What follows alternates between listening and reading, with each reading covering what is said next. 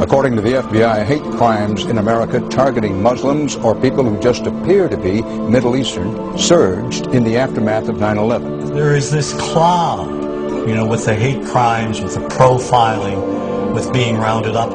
Again, I think this illustrates the power of film, that in spite of the reality, in spite of the material that we know to be true, we still embrace the mythology. The mythology is still a part of our psyches. Stereotypes take a long time to wither away. And for many of us, we're comfortable with our prejudices. We don't want to change. We've grown accustomed to this face.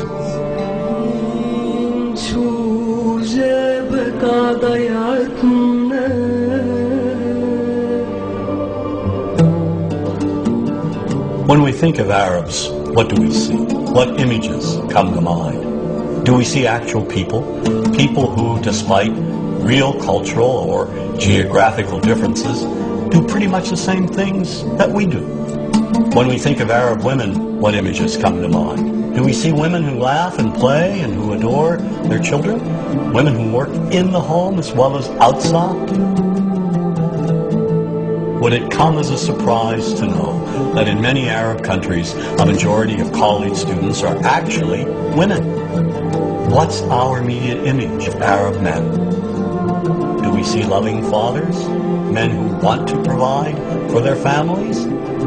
What about Arab teenagers? Do we see them the way you would think about teenagers in other parts of the world? Then there's religion in the Arab world. Do we see it as all-encompassing, dominating everything else? Do we know that even though faith plays a huge role in the Arab world, just as it does here in the United States, that it's also true that much of the Arab world is quite secular? When we think of Arabs and religion, does Christianity come to mind? Do we remember that there are over 20 million Christians in the region who have lived side by side in harmony with Muslims for centuries? To their credit, some filmmakers have shown Arabs and American Arabs in all their complexities. An excellent way to shatter a stereotype is through laughter, through comedy.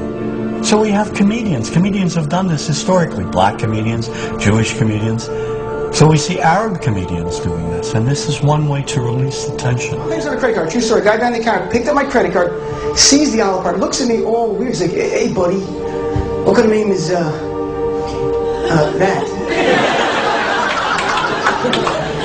I'm like, "Well, sir, it's an Arabic name." He goes, "What does this mean?" So I'm like, "Well, translate it to English. It means peaceful, friendly Arab." But he's not happy because, what Arab country is your family from? Turns out the most peaceful, popular one that he would like. So I'm like, we're from the same Arab country that Aladdin is from. To his credit, Michael Moore in Fahrenheit 9/11 in the DVD includes a scene with this comedy coming out. My name really is Ahmed, and I can't fly anywhere. All you white people have it easy. You guys get to the airport like an hour, 2 hours before your flight. It takes me a month and a half.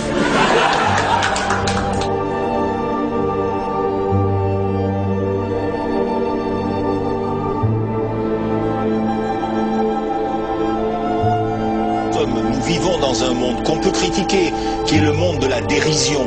Vous le savez bien, et dans les médias, je dirais le monde de la dérision, on se moque de tout. Le fait que ça se fasse me satisfait. Parce que ça veut dire que nous avons, qu'on est libre. Peu à peu... Il faut qu'on soit beaucoup plus sage que ça, qu'on rentre pas dans ces provocations. Et c'est pour ça que... C'est l'autocensure, ça, Jamel. Tu comprends ce que je veux dire? Si on commence à pas faire de dessin pour pas choquer les musulmans... Non, c'est-à-dire que... Pour moi, c'est de l'autocensure. C'est la liberté d'expression. Pour moi, la liberté d'expression, la liberté d'expression et le respect font partie, sont mariés ensemble. Moi, je suis pour la liberté d'expression. Mais si je vais blesser une personne, pourquoi blesser la personne? Non, mais si moi j'ai envie de faire une caricature sur Mahomet ou sur un rabbin ou sur Jésus-Christ, il faut que j'ai le droit de le faire. Tu comprends? C'est ça la France. Quand tu sais que tu vas blesser 10 millions de personnes, pourquoi tu vas les blesser? Pourquoi? C'est la liberté, c'est ça. C'est la liberté de...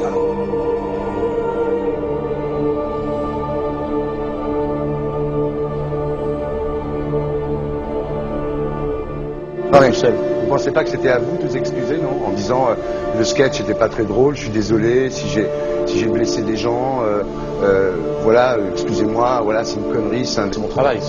Mais vous referiez pas le même sketch quand même? Mais le spectacle que je fais reprend en grande partie les lignes de ce sketch.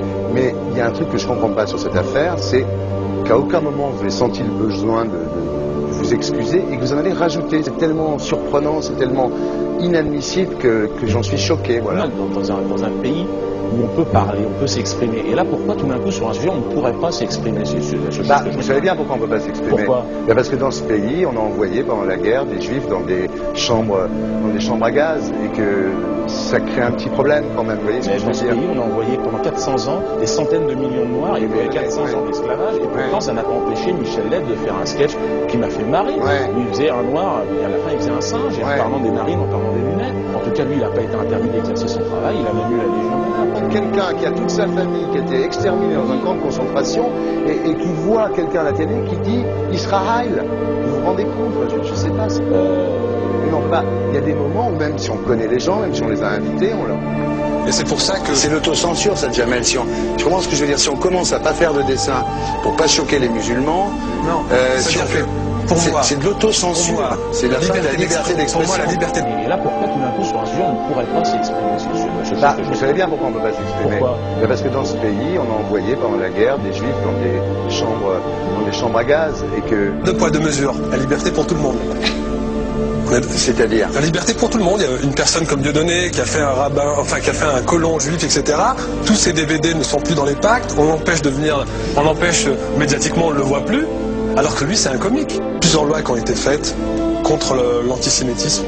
Et moi, je fais un appel aujourd'hui de faire une loi contre l'islamophobie.